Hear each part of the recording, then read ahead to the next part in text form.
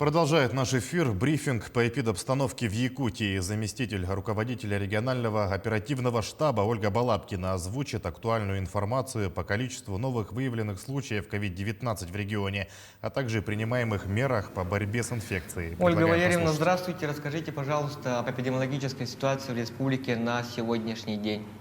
Добрый день, уважаемые жители Республики Саха-Якутия. Текущая санитарно-эпидемиологическая ситуация в республике является стабильной в течение недели. За последние сутки выявлено 26 новых случаев новой коронавирусной инфекции. При этом в городе Якутске зафиксировано 19 случаев. Необходимо обратить внимание, что по 2 случая выявлено в Вилюйском и Мирнинских районах, а также по 1 случаю зафиксировано в Алданском, Нерюнгринском и Тампонском районах. В остальных случаях есть у нас случаи, которые выявлялись в течение недели. Люди проходят лечение либо амбулаторно, либо в больницах. Есть районы полностью сейчас свободные от коронавирусной инфекции. Но непосредственно необходимо обратить внимание, что режим повышенной готовности продолжает действовать на территории всего, соответственно, всей республики, независимо от ситуации, которая есть.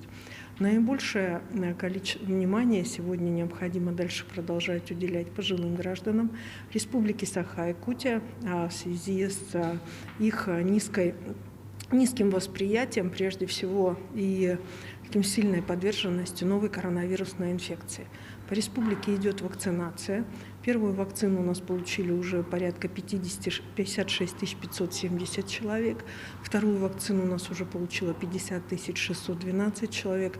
Работает больше 100 пунктов мобильных бригад.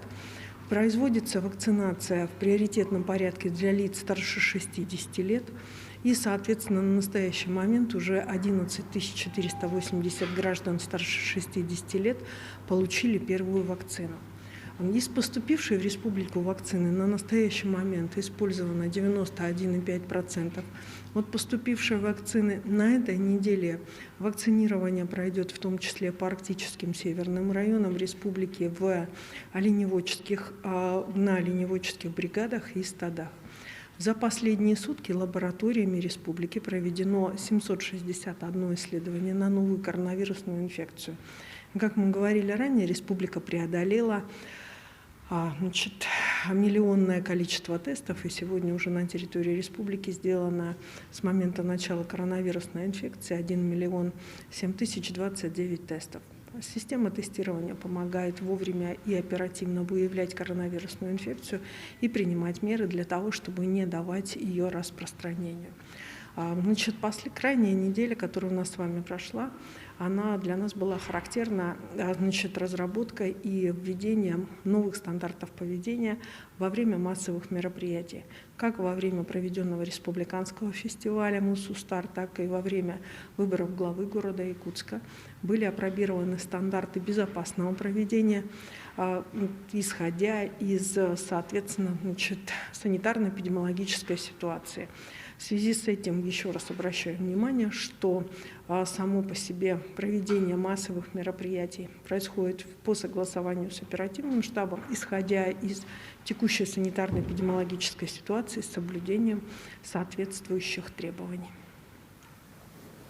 Ольга Валерьевна, спасибо большое. Это был брифинг оперативного штаба об актуальной эпидобстановке, а мы переходим к выпуску новостей. Вы смотрите новости, в студии Сергей Михедов. Здравствуйте. Коротко о главных темах. Завершились выборы мэра столицы республики. Кто будет руководить Якутском ближайшие 5 лет? Якутия готовится провести финал турнира молодых профессионалов WorldSkills Russia в 2025 году. Занятие не совсем привычное для современной молодежи. Расскажем, как живется молодому фермеру в Алекминском районе.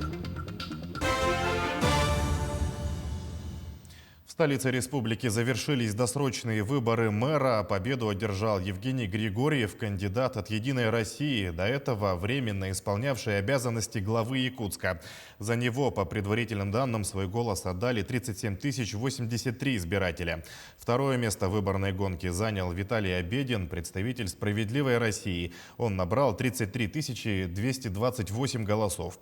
Замыкает тройку кандидат от Компартии Савва Михайлов. Его в качестве мэра хотели видеть 9535 человек. Остальные кандидаты набрали 1% голосов и менее.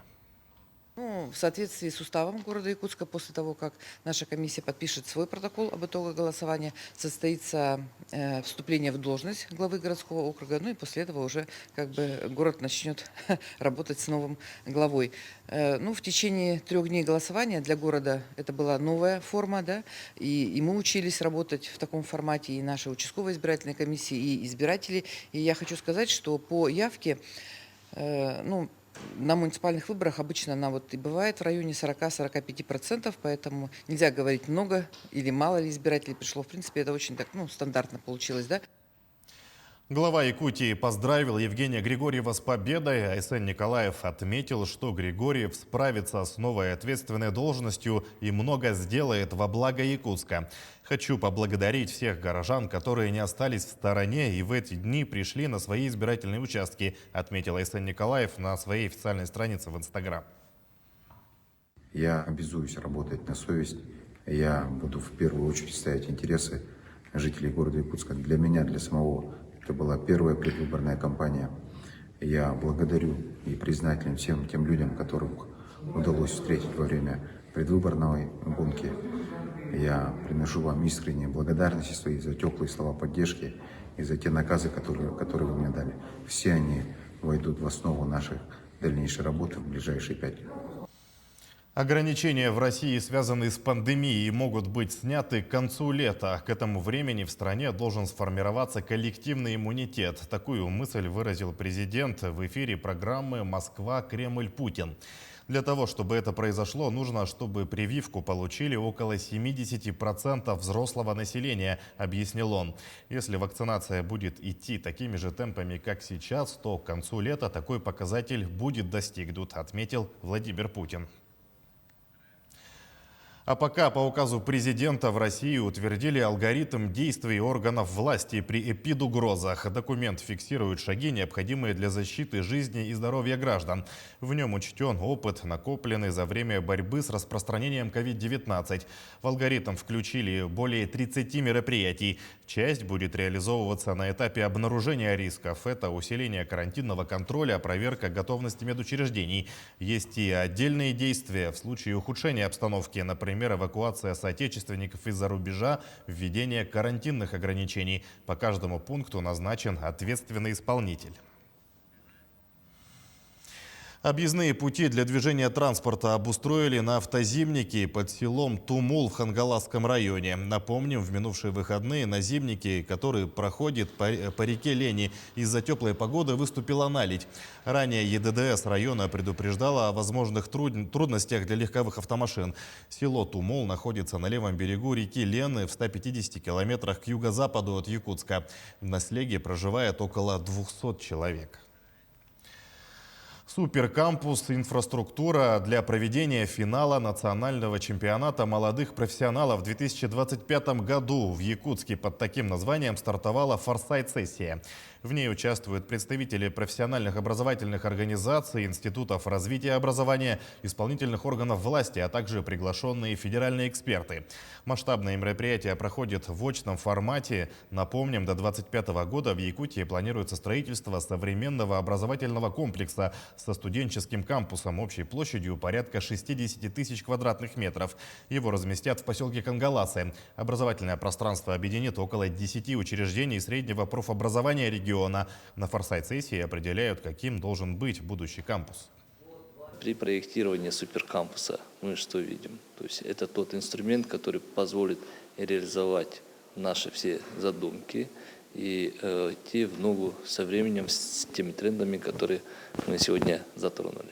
На сегодняшний день мы организационно реализуем наши программы среднего профессионального образования на территории города. Вы знаете, есть несколько образовательных организаций, отдельных юридических лиц, они друг от друга разобщены.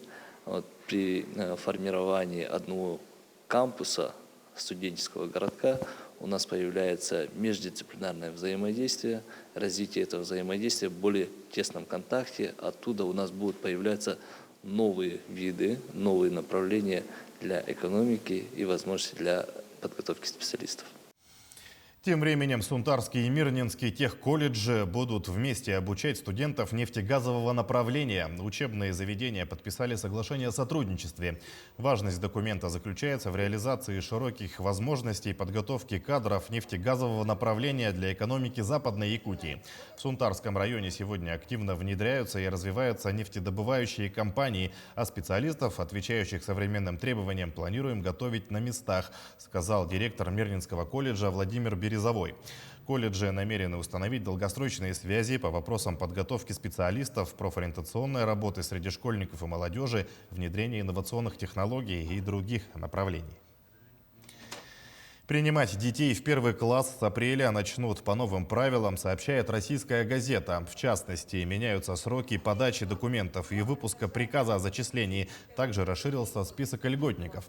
Сообщается, что для семей, живущих на закрепленной за школой территории, и для тех, чьи дети имеют преимущество при зачислении, дата старта записей 1 апреля. Если раньше школа должна была зачислить ребенка в течение 7 дней после приема документов, то теперь акт о приеме директор издает в течение 3 рабочих дней после 30 июня. Кроме того, впервые прописано приоритетное право зачисления детей в ту же школу, где уже учатся их братья и сестры. Также в России повысят требования к специалистам, которые проводят экспертизу информационной продукции для детей. Правительственный закон Совет Федерации планирует рассмотреть 31 марта. Документ предлагает наделить Роскомнадзор полномочием устанавливать дополнительные требования к организациям, которые проводят экспертизу информационной продукции для детей. От экспертов будет требоваться наличие практического опыта работы не менее 5 лет в таких областях, как педагогика, возрастная психология, возрастная физиология, детская психиатрия, социология, лингвистика и культурология. Последнее место работы экспертов должно быть связано с одной из указанных областей, а стаж работы по данной специальности не менее 3 лет. Семейную ипотеку планируют распространить на сельские дома и коттеджи, сообщает «Парламентская газета». Согласно поправкам к закону, взять ипотеку можно будет на приобретение земельного участка по строительству жилого дома или возведение частного коттеджа на уже имеющемся участке. Первоначальный взнос составит 15%, ставка 6% годовых. Строить дом должны по договору подряда компания или индивидуальный предприниматель. Так как до завершения работ здание не может стать залогом по кредиту, обеспечивать заем разрешат другой недвижимостью или поручительством. В селе Кылах Алекминского района живет и работает Георгий Корнилов, и занимается он непривычным для современной молодежи делом – ведет крестьянское хозяйство. Елена Фаст пообщалась с молодым фермером и расскажет, как идут его дела. Георгию из села Кылак всего 26 лет. 3-й год он занимается крестьянским хозяйством. Ну, я не знаю, родители посоветовали. Ну, стань молодым фермером, говорили. Ну, сперва я не хотел этого, но потом как-то уговаривали. Сейчас? И все, к выводу так уже подошли. Сейчас втянулись? Ну, хорошо. Не жалею. В 2019 году попробовал свои силы в конкурсе «Агростартап». Получилось. Тогда у него было 6 дойных коров. Сегодня в целом 42. Коров 17, нетелей 7 и молодняки эти 15, получается. Кроме своих коров, молодой фермер прикупил 10 нетелей холмогорок в кладовой Алекмы. Все они отелились. Ну, у холмогорских коров, ну, конечно, молока больше, чем у нас. Ну, у нас эти якутские называются коровы. Поэтому Они имеют свои преимущества? Якутские коровы имеют преимущество, да. Ну, в холодной зиме они как-то получше, чем холмогорские. Холмогорские как-то замерзают. Поддержка очень важна, говорит молодой фермер. За это время получилось обновить технику, а это очень важно для хозяйства. Очень хорошо работают они сейчас. Они приобрели 10 голов кладовой лёгме нетелей. Они все отелились 100%. И приобрел трактор. Также приобрел пресс-подборщик. Ну и все навесные, да, которые... Сейчас он хорошо работает. Всё. Сейчас будет молоко сдавать. В прошлом году у него молоко тоже очень хорошо сдал. В планах поставить новый коровник, а в старом держать молодняк. Работы хватает всем, улыбается Георгий. Благо, семья большая и крепкая. Поддержка есть. Елена Фаст, Максим Копылов, Алекминск. В Москве состоялся концерт якутского пианиста, лауреата международных конкурсов Алексея Слепцова. Почему этот вечер стал самым ожидаемым культурным событием и какие композиции затронули струны души жителей столицы России? В материале Айсены Бурнашовой. Концерт Алексея Слепцова должен был состояться еще в апреле прошлого года, но из-за пандемии коронавируса его переносили целых 3 раза. И вот сегодня музыкальный вечер все же состоится. Музей Чайковского в Москве уже готов встретить своих слушателей. Концерт открыла композиция самого яркого представителя эпохи барокко Георга Фридриха Генделя «Чекона». Это виртуозные клавирные вариации. В руках пианиста технически сложное произведение раскрылось. Игра якутянина буквально распахнула двери в мир музыки.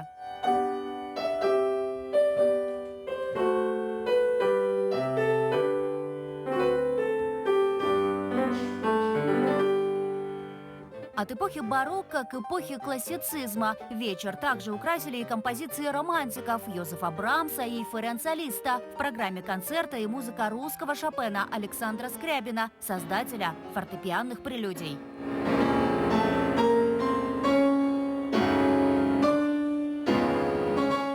У меня произведение составлено таким образом, что каждое произведение или цикл, он будет таким своеобразным философским прочтением или будет как философские думы. Я люблю очень такие произведения.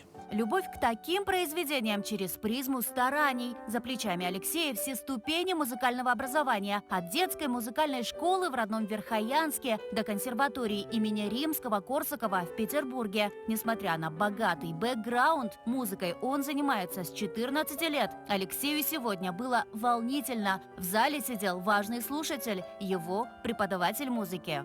Алексей в музыке начал поздно, но стремительно развивался, и его всегда было очень интересно слушать. Конечно, я хочу поздравить Алексея, потому что это определенный шаг серьезный в его жизни. Это первый концерт Алексея в Москве. С премьерой музыканта пришли поздравить и его земляки. В будущем пианист также планирует давать концерты в столице. Его выступления с нетерпением ждут и москвичи. Мы пришли с моей дочкой, и нам очень понравилось. Прекрасное исполнение. И мне хочется пожелать ему большой, счастливой, удачливой творческой жизни. Айсена Бурнашова, Джур Березкин, Москва. К этой минуте у меня все. Помните о безопасности, носите маски, соблюдайте безопасную дистанцию. Увидимся чуть позже.